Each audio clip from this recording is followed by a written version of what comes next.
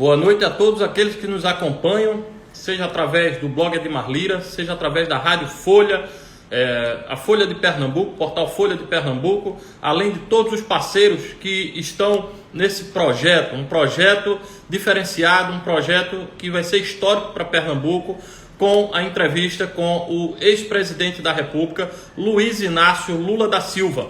Ele que vai participar conosco, já a qualquer momento vai poder entrar, e vamos ter essa oportunidade de conversar com aquele que fez história como presidente da República e que é amado de pernambucanos, ele que também é pernambucano. Boa noite, presidente. Boa noite, Edmar.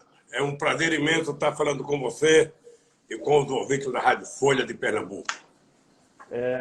Eu gostaria de lhe agradecer, né, pela oportunidade de falar com o senhor que fez história no Brasil, que não se fala em política nos últimos 30 anos sem falar de Luiz Inácio Lula da Silva. Antes de começar essa entrevista, eu queria agradecer a algumas pessoas que foram fundamentais para esse projeto.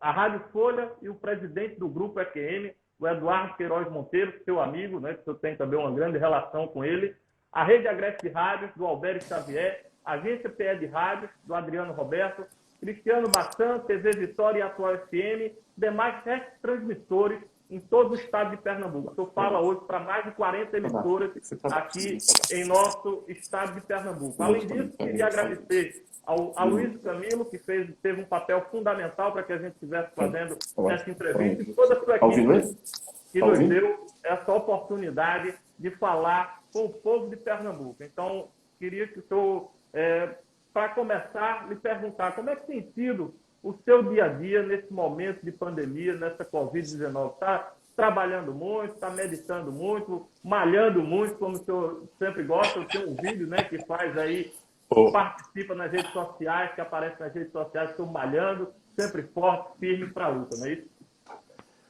Edmar, primeiro eu queria dizer para você que essa nossa entrevista nós vamos começar com a solidariedade a todas as pessoas de Pernambuco que foram vítimas do coronavírus, aqueles que estão infectados, e também, expressar nossa solidariedade às pessoas que perderam parentes, perderam entes queridos e perderam amigos nessa coronavírus. Segundo, dizer para você que é um prazer estar falando no jornal, na rádio que pertence a algum companheiro que já se foi, o Armando Monteiro Filho, que era uma pessoa que eu tinha um apreço. Eu diria que o Armando Monteiro Filho era um verdadeiro companheiro de muito, muito tempo. Depois eu tive boa relação com o Eduardo, boa relação com o Armando Monteiro, e é um prazer saber que os meios de comunicação que eles construíram em tempos difíceis, ou seja, está tomando corpo em Pernambuco, está tomando corpo, e vocês estão trabalhando, com o Instagram, com o YouTube, com tudo que é possível trabalhar, e esse pool de rádio que vocês fizeram. Eu quero agradecer a todas as pessoas e dizer para você, Edmar, que nessa nossa entrevista eu queria que você tivesse, toda a liberdade de fazer a pergunta que você quiser, como você quiser, não tem nada proibido entre nós. Ou seja, nas entrevistas comigo eu tenho dito, é proibido proibir. Ou seja, a pessoa pergunta, se eu souber eu respondo, se eu não souber eu não respondo. Eu queria aproveitar e dar um abraço nos meus antigos companheiros aí, querido companheiro Humberto Costa, nossa senadora, a companheira Maria Reis, nossa deputada federal, o companheiro Carlos Vera, nosso deputado, deputados estaduais, Tereza Leitão, Dulce Cleide Amorim. Quero cumprimentar as pessoas com quem eu convivi nesses últimos anos e cumprimentar o povo de Pernambuco. Você sabe que o meu carinho por Pernambuco é uma coisa, de berço, é uma coisa, muito forte. E eu quero cumprimentar todo mundo e dizer que espero que você seja o porta-voz dele para perguntar as coisas que parecem mais difíceis, para a gente poder ter uma conversa muito verdadeira com o povo da terra em que eu nasci. Presidente, eu queria lhe fazer logo uma pergunta, naturalmente, que eu acho que tem um cunho pessoal.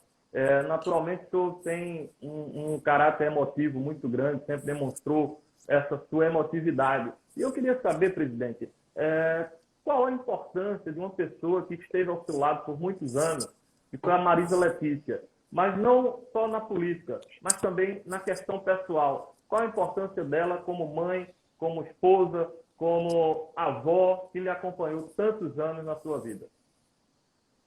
Olha, Edmar, quem me conhece sabe que a Marisa ela é responsável por quase tudo, junto com Dona Lindu, que eu conquistei na vida, na política, no campo pessoal, no mundo do trabalho.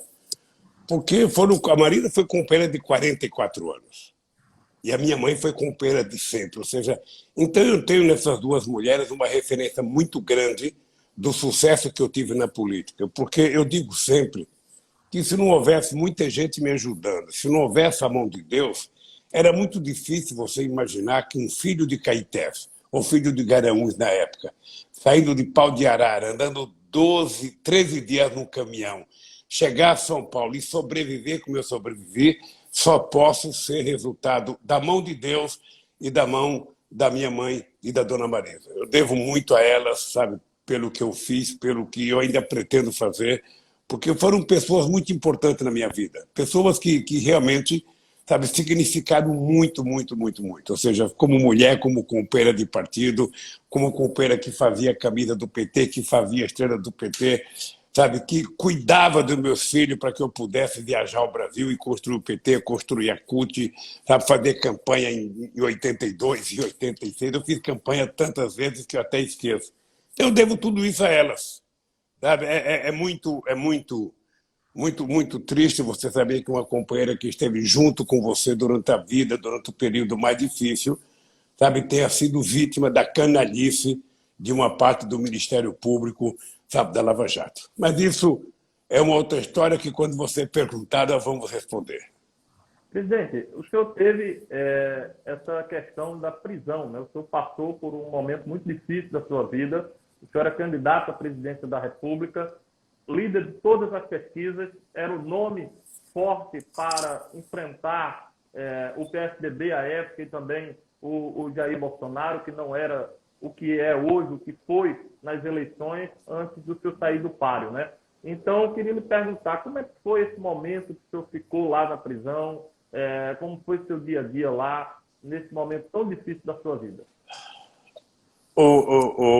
Edmar, foram 580 dias. Ou seja, 580 dias que, depois do primeiro momento de ódio, de repulsa, a canalice que fizeram comigo, ou seja, foi um período de reflexão, um período de muita leitura sobre a história do Brasil e sobre o Brasil, um período de reflexão sobre o que estava acontecendo no Brasil.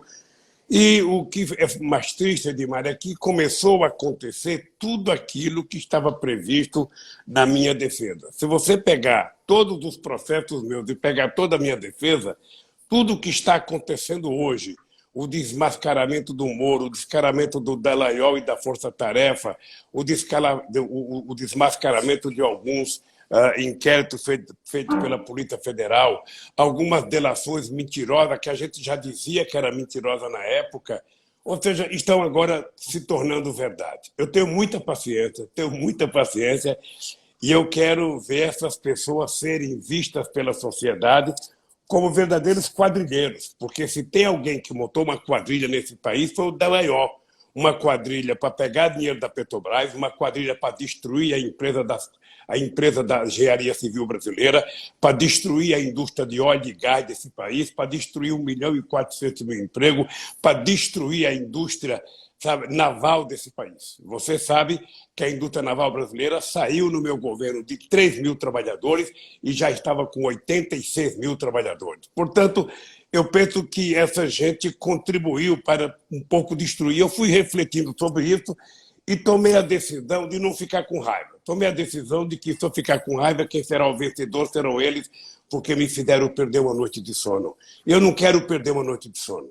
Eu já provei a minha inocência e agora eu estou em cima deles porque eu quero que eles culpem, eu quero que eles provem a minha culpa. Eu tenho desafiado o Moro, tenho desafiado o Dallagnol, tenho desafiado os delegados que fizeram inquérito, tenho desafiado empresário político. Alguém pode me desmoralizar.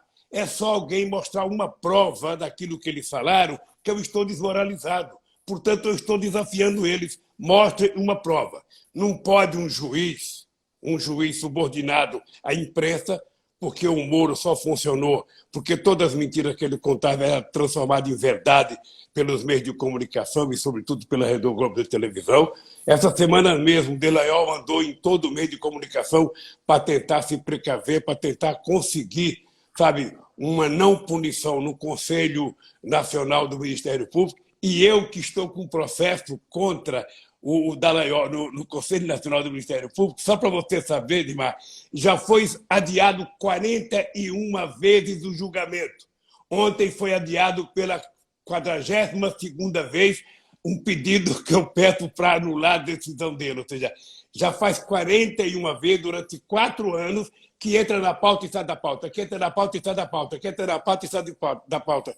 Então, é um comportamento de uma parte do Poder Judiciário que leva a sociedade a não ter nenhuma razão para acreditar. Então, eu, ao invés de ficar nervoso, eu resolvi voltar ao trabalho. Eu estou trabalhando muito, porque esse negócio de trabalhar, sabe, pelo Zoom, de trabalhar pela internet, cansa mais do que se a gente estivesse viajando ou estivesse em casa. Eu tenho feito muitas lives, tenho feito muitas reuniões, tenho feito muitas entrevistas e vou levando a vida. Desde que eu voltei da Alemanha, dia 12 de março, que eu estou em casa. Eu não tenho saído para lugar nenhum, não tenho visto a cor do asfalto da rua, porque eu já tenho 74 anos, embora eu fale que tenho 74, energia de 30 e tesão política de 20, sabe? Eu falo isso para assustar o coronavírus, para ele não vir me encher o saco. Mas, na verdade, eu tenho que me cuidar, porque não é brincadeira, não. As pessoas têm que saber que esse vírus mata. Então, quem puder se cuidar, se cuide, que é o máximo que a gente pode dar de conselho. Enquanto não tiver vacina, cada um de nós tem que cuidar, porque cada um de nós sabe quem está dependendo da gente, quem que a gente pode ajudar. Então, eu estou nessa vida, Edmar. Estou nessa vida. Eu prefiro fazer entrevista de rádio com o pessoal do interior para que as pessoas perguntem o que quiser, porque quando a gente faz muita live entre amigos, não dá muito resultado. Fica uma conversa chata e eu prefiro um tete-a-tete em que as pessoas perguntam o que quiser e eu respondo aquilo que eu sei. Aquilo que eu não sei, eu não respondo. Então, você não tem noção da alegria que eu estou de falar com você. Você não tem noção da alegria que eu estou de falar com o povo de Pernambuco, povo que eu amo de coração e que estou doido para acabar a pandemia para poder fazer uma viagem pelo estado de Pernambuco. Verdade. E aí eu quero lhe perguntar sobre uma pessoa que teve um papel determinante no processo eleitoral de 2018, mesmo sem disputar a eleição. E depois ele aceitou ser ministro da Justiça do Jair Bolsonaro, o que deu a margem para interpretações de que ele poderia ter agido com parcialidade. O que o senhor tem a falar sobre o Sérgio Moro? Olha, o Sérgio Moro, na verdade, ele não foi juiz no meu processo. Se você está lembrado, Edmar, quando eu fui prestar meu primeiro depoimento, eu disse para o Sérgio Moro, o senhor está condenado a me condenar porque a mentira já foi longe demais. E a desgraça, Edmar, de quem conta a primeira mentira é que passa o resto da vida mentindo para poder justificar a mentira. Foi montado uma grande mentira. Uma grande mentira que envolveu os grandes meios de comunicação nacional, uma grande mentira que envolveu uma parte da Força Tarefa de Curitiba, envolveu alguns delegados da Polícia Federal e envolveu o Sérgio Moro, que era o chefe de tudo. Ou seja, o Lula não pode concorrer às eleições de 2018. Então é preciso que a gente encontre um jeito de condená-lo. E eles encontraram um jeito de condená-lo com uma mentira. Se você procurar a sentença do Moro, você vai ver que ele me condenou por um crime indeterminado. Eu estou até agora querendo saber, no campo do direito, o que é um crime indeterminado. E o Dallagnol me acusou por um PowerPoint em que ele disse que eu era chefe de uma quadrilha. Eu já fui absolvido pela 13ª Vara da Polícia Federal em Brasília. O crime da chamada quadrilha acabou, mas ele conseguiu vender isso. A Globo comprou isso e vendeu todo santo dia durante muito tempo. Ou seja, e eu estou querendo efetivamente provar que ele é um mentiroso, porque ele montou uma quadrilha para pegar dinheiro da Petrobras e para desmontar, sabe, a indústria de engenharia, a indústria de óleo e gás e a indústria naval nesse país. E para pegar dinheiro, sabe, numa mancomunação, numa aliança entre Moro, entre Ministério Público e a Secretaria de Justiça dos Estados Unidos, com participação do Ministério Público americano e com a participação de gente do FBI. Isso já está aprovado, isso já está gravado, isso já foi denunciado, e eu agora estou na expectativa de que, sabe, alguém julgue o mérito do meu processo. Eu só quero que alguém diga, ele é culpado realmente, está aqui a prova, acabou, Lulinha, vai pagar uns. Ou que a pessoa falou, você está perdoado porque você foi inocente, punir os canalhas que me puniram e depois a gente vê o que fazer desse país. Presidente, você acredita que, já que o Sérgio Moro teve essa parcialidade no seu processo e que o senhor alega com sua defesa de que não tem culpa, que é inocente, desde o início tem essa narrativa, defende esse posicionamento, o senhor acredita que no decorrer dos fatos, com o Sérgio Moro virando ministro de Bolsonaro, toda essa situação que envolveu o seu nome, o Lula que deixou de ser candidato à presidência da República e, naturalmente, o Bolsonaro ficou livre para ganhar aquela eleição. O senhor acredita que, com isso, é possível avançar com a anulação desse processo? Eu estou esperançoso, Edmar. Eu estou esperançoso porque não apenas dentro do Brasil, mas também no exterior. Você está lembrado que antes de 2018, a ONU disse que eu poderia ser candidato. A semana passada, a Suprema Corte, que votou aquelas coisas da minha defesa, disse, sabe, que eu poderia ter sido candidato em 2018. Ou seja, reconhecer que eu deveria ser candidato depois que não deixaram eu ser candidato é uma coisa meio absurda. Mas eu estou convencido, sabe, estou esperançoso de que a anulação do processo, porque eu duvido que o Moro tenha uma prova de um crime que eu cometi. E eu tenho dezenas de crimes cometidos pelo Moro de parcialidade. O Moro foi um juiz ideologicamente comprometido com a minha punição. Só para você ter ideia, no meu processo do triplex eu tive 83 testemunhas. 83 testemunhas, inclusive testemunha deles. Ninguém disse absolutamente nada. Mesmo assim, não tendo prova, ele me condenou. A gente dizia isso há 3 anos atrás, não é agora que eu estou te dizendo, não. Então, veja, eu tenho que brigar, porque no Brasil, você é muito jovem, Edmar, mas você só tem 32 anos, mas você já conhece política, sabe? É o seguinte, em política, quando um político é acusado de corrupção, o que eles fazem? Ele fala, vamos submergir. Sabe, desaparece. Você já viu algum ladrão brigar com a justiça? Não. Não, ele fica quieto. Fica quieto. Pois eu não estou quieto. Eu não estou quieto, eu estou desafiando. Sabe, a justiça me condenou a mostrar qual é o crime que eu cometi. Eu poderia estar quietinho, já estou velhinho com 74 anos, me deixe em paz, por favor. Não tem essa. Essas pessoas têm que saber que caráter e dignidade não vendem em shopping. Que a gente nasce de berço. E eu nasci com a dignidade de um filho de uma dupla de camponês, de caetés, sabe? E pretendo morrer com elas. É por isso que eu resisti para casa em prisão domiciliar, é por isso que eu resisti colocar tornozeleira na canela, eu não sou pombo correio, sabe? Eu quero andar nesse país de cabeça erguida, porque eu sei o que eu fiz para esse país. Pernambuco sabe o que eu fiz em Pernambuco. Pernambuco sabe os investimentos sociais que eu só pude fazer porque o povo me ajudou. Se o povo não acreditasse em mim, eu não teria feito. E eu até, Edmar, pediria para você, poderia pedir nas universidades federais de Pernambuco, se houve algum momento na história do Brasil, em que Pernambuco recebeu mais recursos para fazer obras públicas, para fazer obras sociais, do que no governo do PT. Eu duvido. Desde 1889, quando foi proclamada a República, eu duvido que algum presidente da República fez 30% do que o PT fez nos 13 anos que governou o país. Por quê?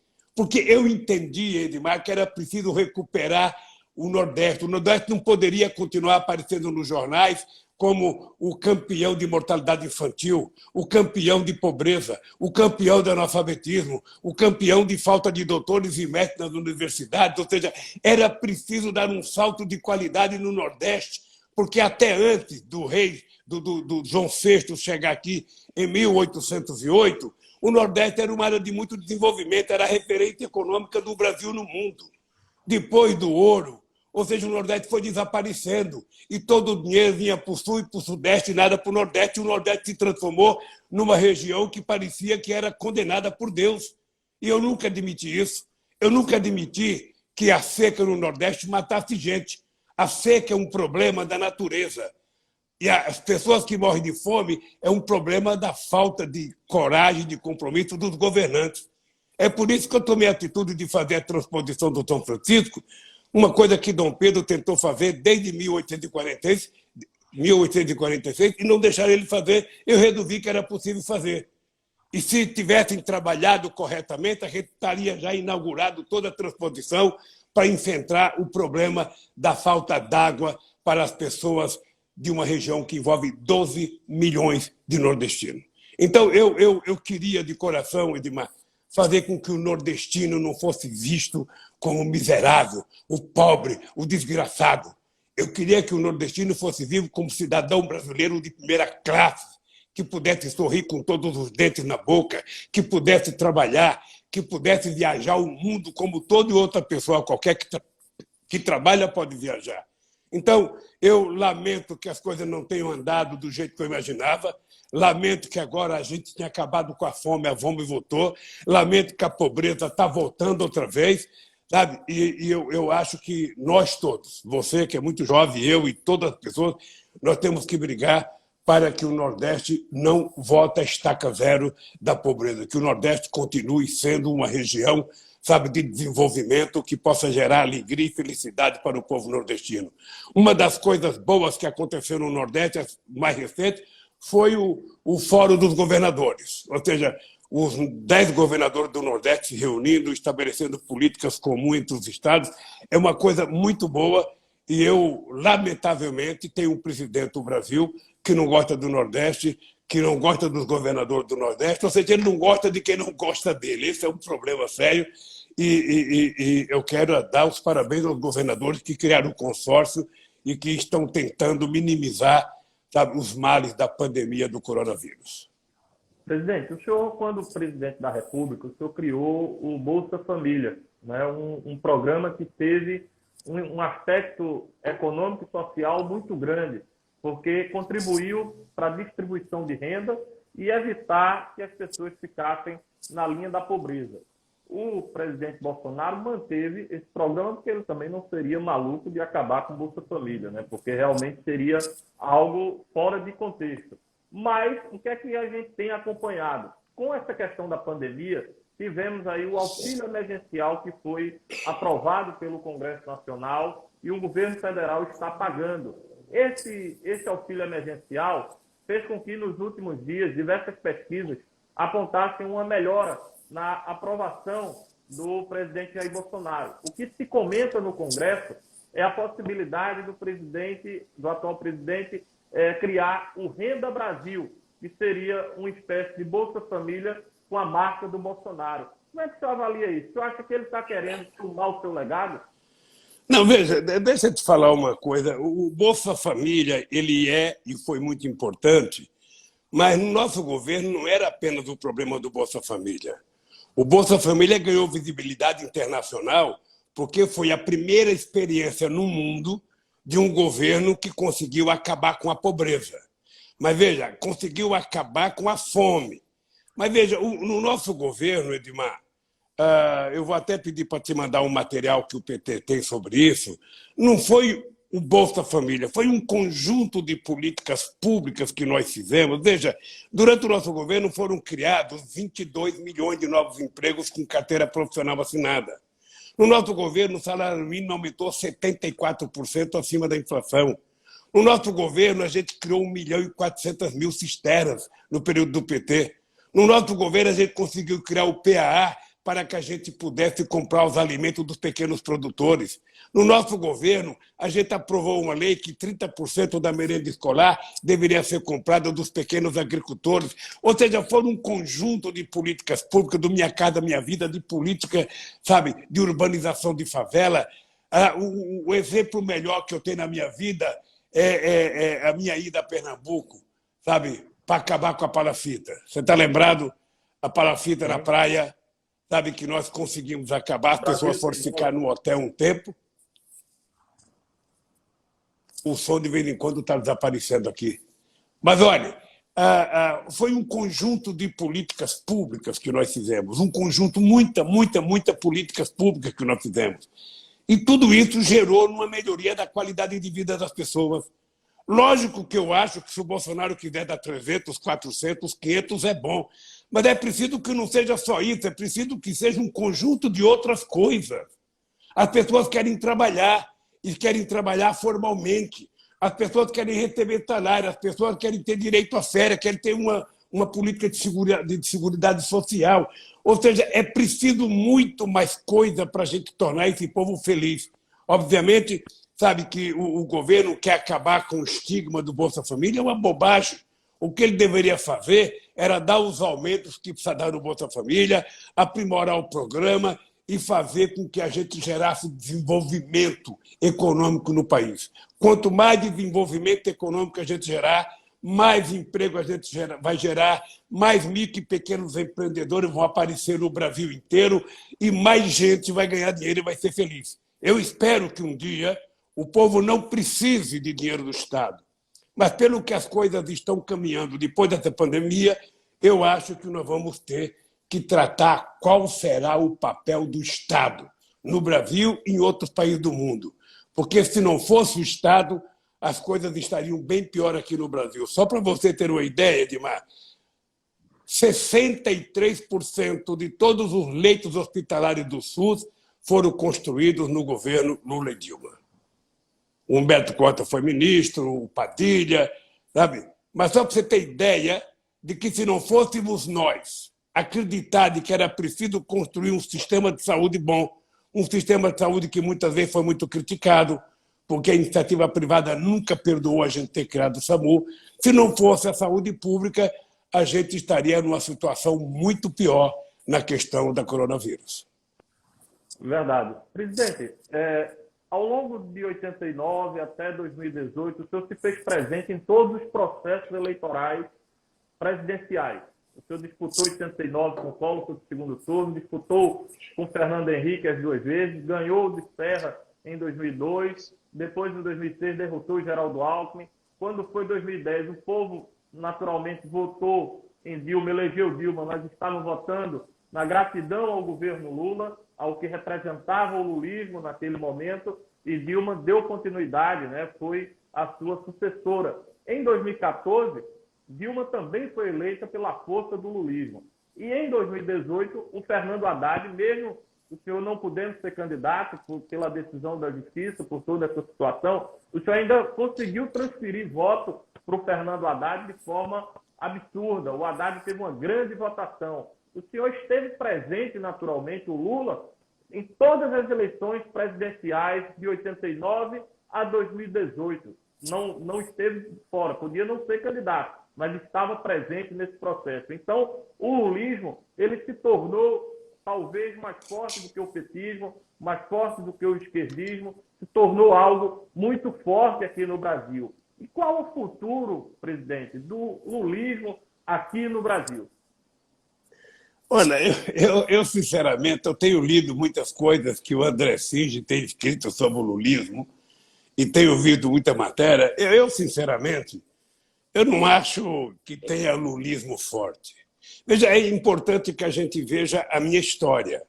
Eu surgi nos anos 80 no movimento sindical brasileiro, numa cidade muito industrializada, que tinha o que tinha de mais moderno no desenvolvimento da indústria brasileira, e foi desse movimento sindical que nós nascemos tentando conscientizar trabalhadores no Brasil inteiro. Eu dizia sempre, quando eu era candidato, que a coisa mais sagrada para um candidato é ele se identificar com o povo que ele vai representar. Eu não queria que o povo me visse como se eu fosse um cidadão presidente distante dele. Eu queria que ele se sentisse presidente da República, ou seja, quem estava lá era um deles. E eu consegui isso. Porque se não fosse o povo, Edmar, eu não teria feito o que fiz. Se não fosse saber que o povo estava do meu lado, a gente não teria feito tantas escolas técnicas no Nordeste, tantas universidades no Nordeste. A gente não teria feito muitas das coisas que nós fizemos, por exemplo, milhões de casas, do Minha Casa Minha Vida, dar chave para a mulher, para que ela fosse a dona da casa. Ou seja, Eu só fiz tudo isso porque o povo garantiu que eu fizesse. E, então, eu acho que, muito mais do que o lulismo, acho que nós temos uma parcela da sociedade com consciência política, que sabe o que eu fiz, que sabe o que o PT fez. Obviamente que sempre a política se encarna nas pessoas, né? Foi assim no mundo inteiro, foi assim com Getúlio, foi assim, sabe, com os outros presidentes, vai ser assim comigo. E o Bolsonaro está tentando fazer isso, porque o Bolsonaro, nem ele acreditava que ele pudesse ser presidente. Se não fosse a indústria de fake news importada do Trump, se não fosse a quantidade de terrorismo com os milicianos dele, você viu a quantidade de ataques que a caravana que eu fiz pelo sudeste do país sofreu, inclusive com um tiro no ônibus. Ou seja, o Bolsonaro ele conseguiu reunir, sabe, os paramilitares, os aposentados, dos milicianos, os policiais, sabe, estaduais aposentados. Ele criou, na verdade, quase que um exército particular de milicianos, sabe, que ataca as pessoas, que ofende as pessoas, que faz denúncia, como fez essa moça de Brasília, sabe, que é contra o tratamento de saúde feito naquela menina de 10 anos no Espírito Santo. Aliás, eu queria parabenizar Pernambuco mais uma vez, queria parabenizar os médicos de Pernambuco, queria parabenizar o Hospital de Pernambuco, que teve a coragem de fazer a cirurgia naquela menina, porque a gente não estava discutindo aborto, a gente estava discutindo uma menina de 10 anos vítima de uma violência bruta, sabe? E nenhuma daquelas mulheres que foram gritar contra o aborto lá tiveram coragem de gritar contra o monstro, sabe, que abusou daquela menina. Não teve uma frase contra o monstro, sabe, mas uma frase, sabe, do atraso, uma frase perversa, tentando chamar uma menina de 10 anos de assassina, quando, na verdade, ela era a grande vítima. Então, eu quero parabenizar mais uma vez Pernambuco, os médicos de Pernambuco e os médicos do hospital, porque tiveram a grandeza de entender, sabe, o que eles estavam fazendo. Eu espero que tenha mais gente com a dignidade, com o caráter e com a coragem desses médicos de Pernambuco que tiveram coragem de enfrentar, sabe, a raiva do atraso, a raiva do fanatismo, do messianismo para salvar uma menina, sabe? Até fiquei muito chateado com o bispo da CNBB, que deu uma declaração que poderia ter feito a cirurgia, sabe? Eu queria saber se aquelas mulheres tivessem as filhas delas estupradas e grávidas, se elas iam garantir que a filha delas tivesse um filho do monstro. Eu queria ver. Sabe? Então, desculpa ficar nervoso, mas é que eu fiquei profundamente irritado com a canalhite que fizeram com a menina de 10 anos. Tanto o cara que estuprou a menina é um canalha, um monstro, como as pessoas que defenderam que ela tivesse os filhos são uns monstros. Sabe? Não tem nenhuma fé em Deus, nenhuma crença em Deus. Então, eu queria te dizer, meu caro, que eu estou trabalhando muito para a gente ter um mundo melhor, para a gente ter um mundo mais humano, um mundo menos raivoso, um mundo mais solidário, porque sem solidariedade, sem humanismo, a gente não vai para lugar nenhum, viu, Dimar?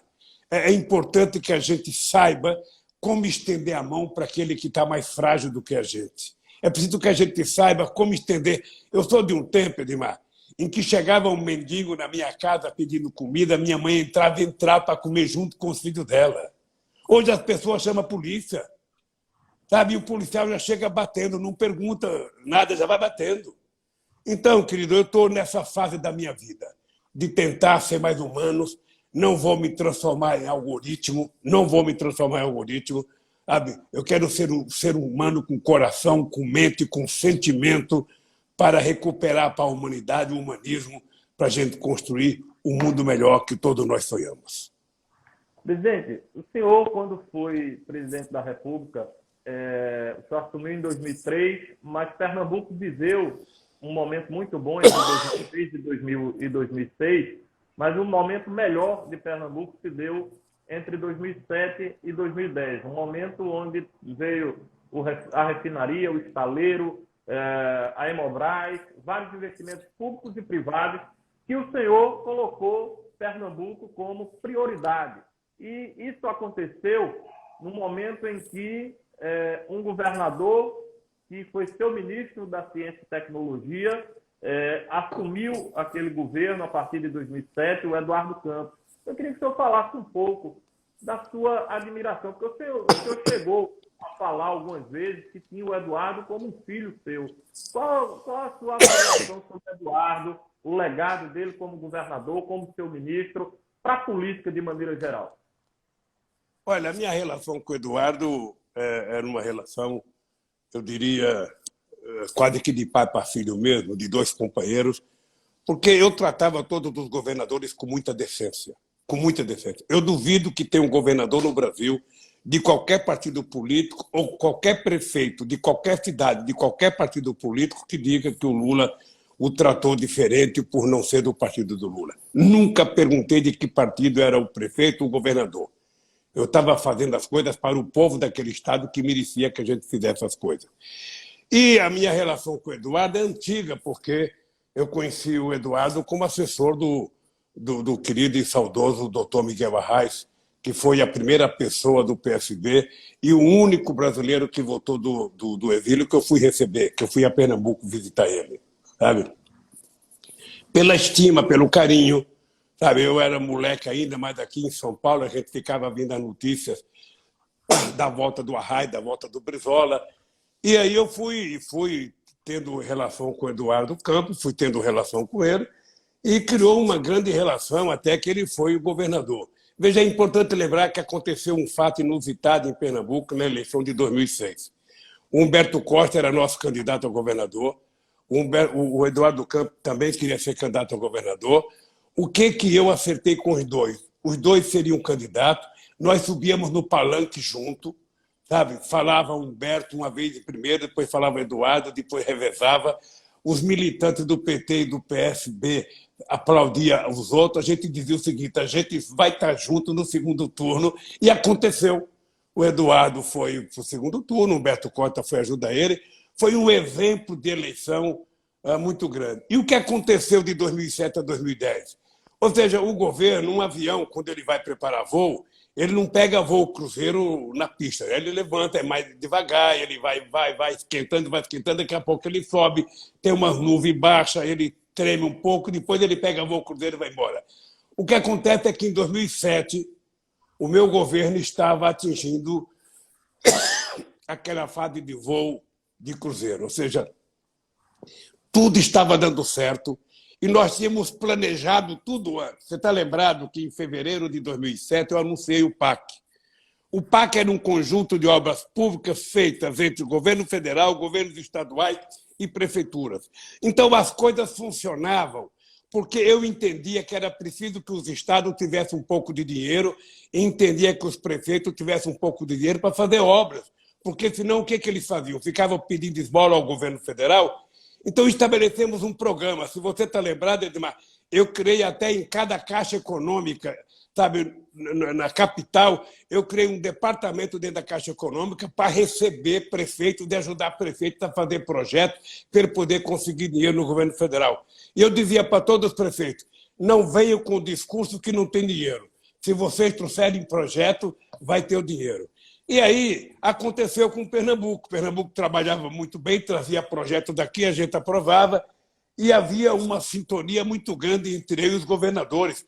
Era um momento auspicioso para o Nordeste, porque a gente tinha o Eduardo Campos em Pernambuco, tinha o Marcelo Deda em Sergipe, tinha o Jacques Wagner na Bahia, ou seja, tinha uma safra de governadores muito boa no Nordeste brasileiro. Então, a minha relação com o Eduardo Campos foi a melhor possível. Eu, inclusive, todo mundo sabe disso, em junho de 2011 eu fui para a Colômbia, o Eduardo Campos estava lá com a Renata, eu chamei o Renato para conversar, eu tentei mostrar para o Eduardo que ele deveria ter cautela, que ele poderia ser vice da Dilma em 2014, e em 2018 ele seria o candidato a presidente, mas eu não sei o que aconteceu, ou seja, dentro do partido ele se apressou, foi candidato, disse que só não seria candidato se eu fosse candidato, eu não podia, sabe, tirar a Dilma, porque a Dilma tinha o direito de ser candidata à reeleição, e aconteceu, sabe, esse desastre, sabe, que foi muito triste para Pernambuco, para o Brasil e para a política brasileira, porque Eduardo era uma pessoa que eu tinha um profundo respeito. E eu tinha muita vontade de fazer com que o Nordeste se desenvolvesse. E dentro do Nordeste, Pernambuco, porque eu vi quantos governadores perseguiram o Arraes em Pernambuco. Ou seja, o presidente, ou seja, não tinha investimento no estado de Pernambuco. Então, Eu queria, você falou da Abreu e Lima, você falou do Paulo Petroquim, você falou do avanço do Porto, você não falou da Fiat em Goiânia, ou seja, mas a nossa ideia era criar no Nordeste grandes polos de desenvolvimento, sabe? E melhorar a qualidade de vida das pessoas. Então, o Eduardo foi um parceiro, foi um grande parceiro, e eu sinceramente, espero que logo, logo a gente tenha no Brasil muitos governadores da qualidade de Eduardo Campos. Sabe? Eu espero que o PT se prepare para ter candidato a governador em Pernambuco. Eu não sei o que vai acontecer em 2022, mas eu fico sempre esperançoso que a gente sempre vai melhorar a política brasileira. O Bolsonaro foi um ponto fora, sabe? Foi um ponto fora da curva, porque o Bolsonaro nem ele acreditava nele. Ou seja, a quantidade de mentiras que foi publicizada durante a campanha fez que acontecesse o Bolsonaro. O Haddad foi um candidato extraordinário, porque o Haddad pulou de 3% para, sabe, quase 40%, uma coisa... No primeiro turno, o Haddad chegou a 47 milhões de votos, ou seja, o que é uma votação extraordinária. E você disse bem, olha, o PT foi o segundo colocado em 89, o PT foi o segundo em 94, o segundo em 98, o primeiro em 2002, o primeiro em 2006, o primeiro em 2010, o primeiro em 2014, e seria o primeiro em 2018 se a gente tivesse, sabe, tido um comportamento mais sadio e mais democrático da imprensa brasileira. E eu falo sem nenhuma demagogia, se eu tivesse sido candidato, eu teria ganho as eleições mesmo dentro da Polícia Federal, que era um dos objetivos meus, provar que o povo brasileiro estava amadurecido e sabia quem tinha feito o bem do Brasil. E eu ainda sonho com isso. Eu sonho. Eu já não sonho mais, sabe, que eu possa ser candidato, porque daqui em 2022 eu vou estar com 77 anos de idade, ou seja, não é mais brincadeira, se bem que o Biden nos Estados Unidos vai ter mais do que eu. Mas, de qualquer forma, eu sonho que a gente melhore a qualidade dos governadores, a qualidade dos prefeitos, para que a gente possa melhorar a qualidade de vida das pessoas. A única razão que um ser humano tem de se candidatar a um cargo público é se ele dedicar o seu mandato a melhorar a vida das pessoas. E eu tinha uma coisa, Edmar, que as pessoas não fazem muito, era que todas as políticas públicas que eu coloquei em prática no Brasil foram decisões de conferências municipais, estaduais e Conferência Nacional. Eu fiz 74 conferências para definir todas as políticas públicas desse país. É por isso que teve tanto sucesso, porque o povo ajudou a criar as políticas que eu coloquei em prática.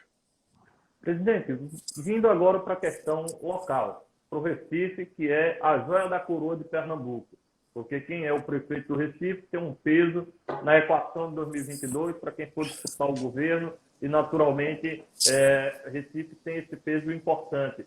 E hoje, Recife está protagonizado por dois herdeiros do arraizismo, o João Campos, filho do Eduardo Campos, e a Marília Reis, neta de Arraes, prima de Eduardo, e, naturalmente, estão em campos opostos, apesar de ambos serem de esquerda. Uma do PT, Marília, egressa do PSB, e João pelo PSB como o herdeiro político do Eduardo Campos. Como é que está o coração de Lula nessa situação aqui no Recife?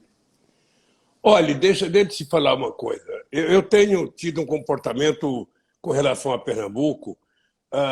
Você está lembrado que em 2018, nós, em 2014, quando a Dilma foi candidata a presidenta, o PSB de Pernambuco não quis apoiar a Dilma, apoiou o Aécio Neves no segundo turno. Foi uma coisa muito desagradável naquela relação. Mas você está lembrado que nós retiramos a candidatura em 2010 para poder apoiar o companheiro Paulo Câmara. Está chegando agora uma situação em que o PT precisa ter seu espaço político. Sabe, a Marília não é uma candidata mais fraca, a Marília é uma candidata com potencial extraordinário. Com 3 mandatos de vereadora, é uma mulher que é deputada federal, uma mulher que tem qualidade de defender a coisa feminina nesse mundo que está ficando cada vez mais evidente a necessidade da participação da mulher, e a Marília não pode ser tratada como se fosse uma coisa inferior, e muito menos o PT pode ser tratado como se fosse uma coisa inferior.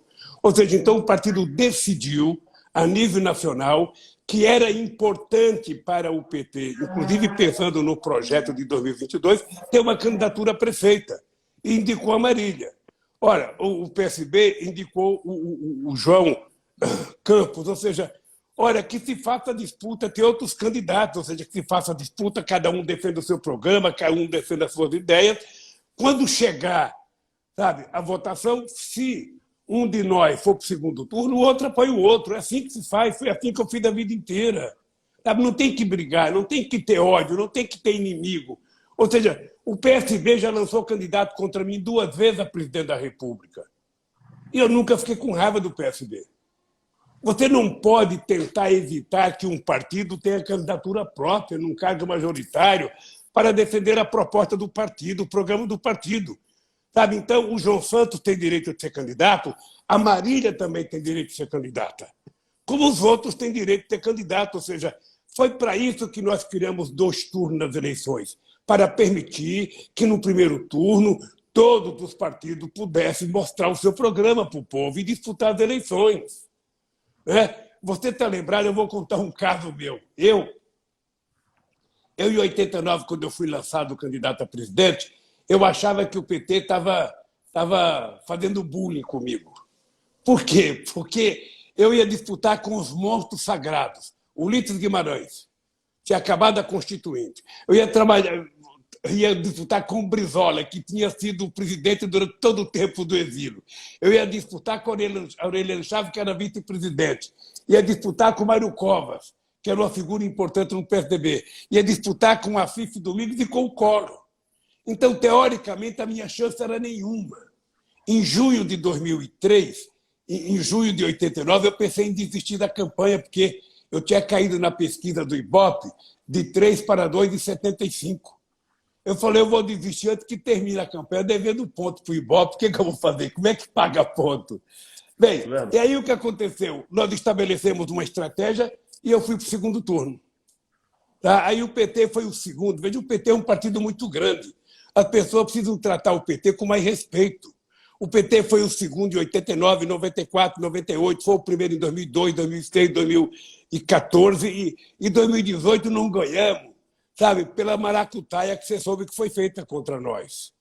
Então, meu caro, é o seguinte, o PT está na disputa, o PT vai respeitar os adversários, o PT vai tratar o PSB com o respeito que o PSB merece, mas o PSB não pode tentar querer que o PT prescinda de ter candidatura própria, como o PT não pode querer que o PSB não tenha candidatura própria.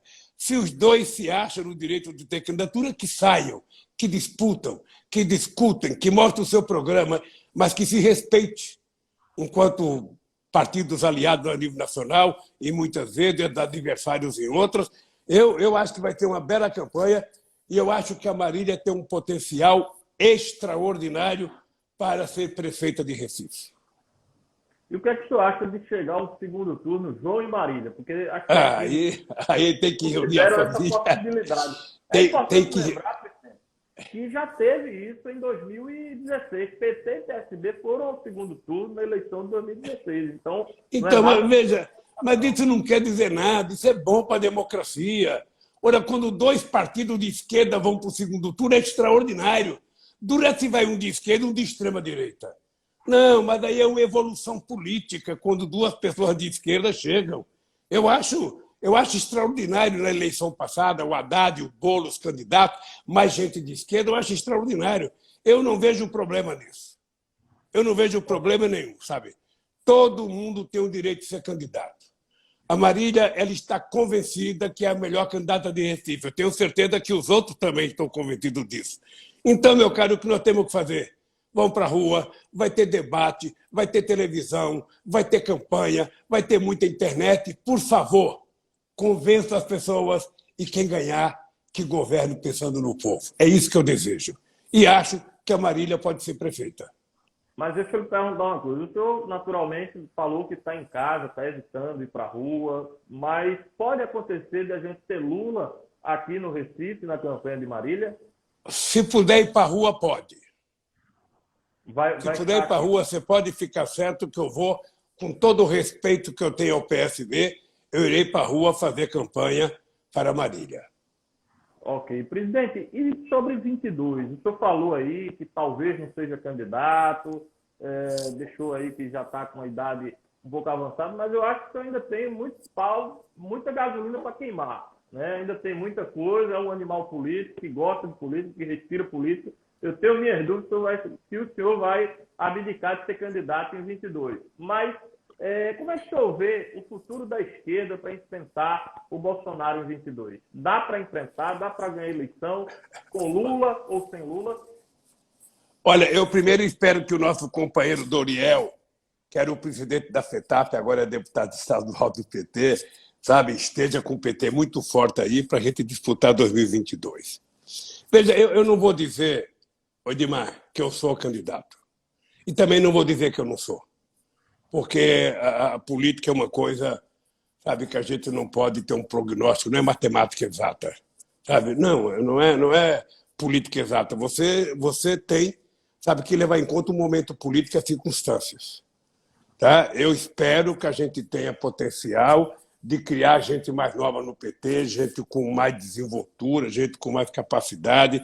Acho que os outros partidos também querem ter candidatos, ou seja, o que eu quero é estar muito tranquilo, porque eu tenho uma folha de trabalho prestada a esse país. Tá? Eu tenho uma folha de trabalho prestada a esse país e devo tudo o que eu fiz ao país, ao povo brasileiro. Mas, na medida que matemática, em que política não é uma ciência exata, ou seja, a gente não pode dar, sabe, 2022 resolvido, quem vai ser candidato, quem não vai ser, quem pode não. Vamos esperar o momento certo. Vai ter um momento em que as cartas serão colocadas na mesa e a gente vai ver quem é que tem melhor condição de ser candidato, quem é que tem disposição de ser candidato, qual é o partido que tem mais possibilidade, qual é o candidato que está com mais propensão a ganhar as eleições. Eu, sinceramente, me sentirei bem sendo candidato e me sentirei muito bem sendo cabo eleitoral, sabe, de um candidato que a força de esquerda entenda que é dele o melhor momento. Agora, eu não vou parar, querida. Você sabe qual é a minha tese? Quem quiser, trabalhe mais do que eu. Quem quiser, viaje mais do país do que eu, converse mais do que eu, ande mais do que eu, abraça o povo mais do que eu, sabe? E aí vamos ver quem é que está preparado para o embate decisivo. Eu adoraria que um picareta como o Moro fosse candidato para poder desmascarar ele no debate. Eu adoraria que ele fosse, sabe? Não sei quem é que tem medo do Moro. Eu adoraria que ele fosse candidato, porque o Moro é um cidadão que não tem coragem de olhar no olho das pessoas. Sabe, ser humano que não olha no olho do outro é covarde. E o Moro sabe que ele mentiu para a sociedade, sabe, subordinado à proteção da Globo.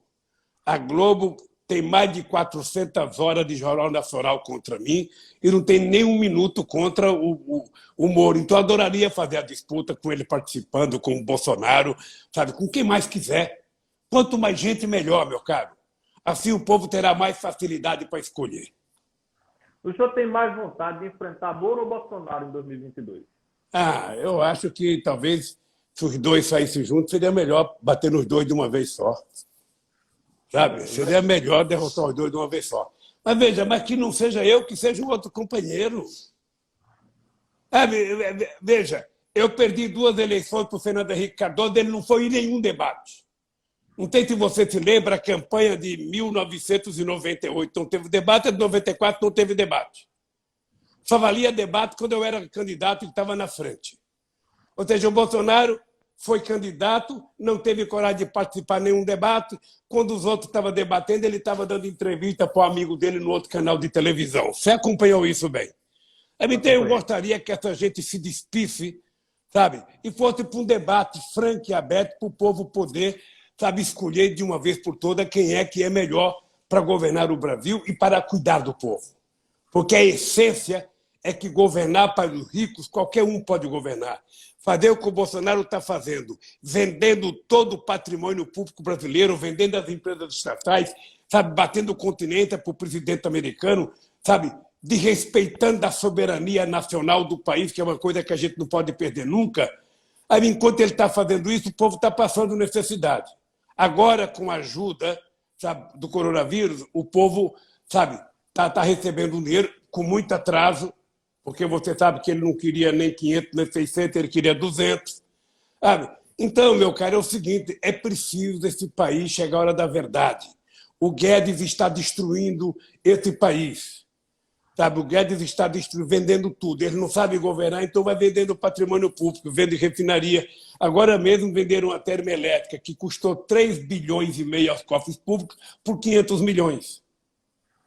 Ou seja, essa gente não percebe que um país, para ser forte, esse país tem que ter uma indústria forte e esse país tem que ter competência de ser o indutor da economia. Ele não tem que ser um Estado empresarial. Ele tem que ser um empresário que induza o desenvolvimento em função das realidades regionais. A gente não pode ficar esperando apenas o Centro-Sul crescer. É preciso saber qual é a parte que vai para Pernambuco, a parte que vai para o Ceará, a parte que vai para Sergipe, a parte que vai para Paraíba, a parte que vai para Roraima, a parte que vai para Amapá. É o governo que tem que pensar o país, é o governo que tem que ter força para induzir o desenvolvimento. Sabe, se o governo é fraco, só pensa em vender, ou seja, quando acabar as coisas para vender, o dinheiro foi para pagar a dívida pública que o governo tem, o que vai sobrar? Nada. Então, meu caro, é o seguinte, esse país está precisando de alguém que goste do Brasil, mas que goste, sobretudo, do povo brasileiro. É isso que eu acho que o Brasil precisa. Então, é o seguinte, quem pensa que o Lula acabou, vai perceber que um pernambucano que não morreu de fome até os 5 anos de idade vai ter muito tempo pela frente, depois de 75, para brigar pelo seu povo, pelo seu país. Presidente, temos pouco tempo agora. Eu queria só que o senhor fizesse, primeiramente, lhe agradecer por essa oportunidade, que para mim foi uma honra poder entrevistá-lo. O senhor atendeu o convite, nos deu essa oportunidade de conversar com o senhor. O tempo passou que eu nem vi, já estamos prestes a completar 1 hora aqui de conversa, e aí o Instagram pode acabar a qualquer momento. Então, eu queria que o senhor fizesse as suas considerações finais e lhe agradecer mais uma vez por essa oportunidade.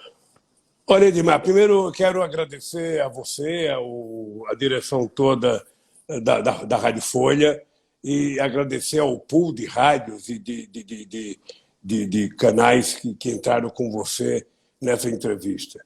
Dizer para as pessoas que eu, nesse momento, eu tenho uma obsessão: recuperar, sabe, a cidadania do povo brasileiro. O que aconteceu comigo foi pouco diante do que está acontecendo com o povo brasileiro. Sabe, o povo brasileiro tem que ter emprego, tem que ter salário, tem que ter renda, tem que ter direito a acesso à educação, à cultura. Sabe? O povo tem o direito de ser feliz, andar de avião. Sabe? As pessoas pobres pegar um avião para não ficar andando só de ônibus. Ou seja, isso é desenvolvimento. Eu sonho com isso. Eu sonho que é possível a gente construir um novo Brasil. Eu sonho que é possível a gente fazer o Nordeste ser igual a qualquer outra região desenvolvida que possa ter nesse país. O nordestino não nasceu para ser pobre, não nasceu para ser miserável, ele nasceu para ser tratado com respeito, e com muito respeito. E nós provamos no meu governo que quando você dá uma oportunidade, não é o governo dar, é o Estado garantir uma oportunidade às pessoas mais humildes, elas vão embora e vencem na vida. Sabe? Então, eu quero dizer ao povo nordestino que o carinho que eu tenho é porque eu tenho no sangue, sabe, o que o Nordeste me deu, de garra de brigar, do sertanejo brigar, de passar necessidade, de saber enfrentar a necessidade, mas também não ter medo de cara feia. Eu, se Deus quiser, Edmar, eu espero logo estar em Pernambuco, e aí eu quero pessoalmente quero encontrar o Eduardo, quero encontrar o Armando Monteiro, sabe? Eu sei que também a esposa do doutor Armando Monteiro morreu, sabe? Foi uma pena, pode ficar certo que o Armando Monteiro era um amigo meu, sabe, de primeira hora, pouca gente. Eu nunca cheguei em Pernambuco que o doutor Armando Monteiro, mesmo quando estava de cadeira de roda, estava me esperando no aeroporto. Essa gratidão eu não esqueço jamais, dessa lealdade dele eu não esqueço jamais. Tá? Então, um abraço, Edmar, que Deus te abençoe, que Deus abençoe o povo nordestino, que dê muita força, levante a cabeça, que nós haveremos de vencer, a democracia vai vencer e nós vamos reconstruir o nosso país com muita dignidade. Obrigado, presidente. Um abraço a todos e até a próxima.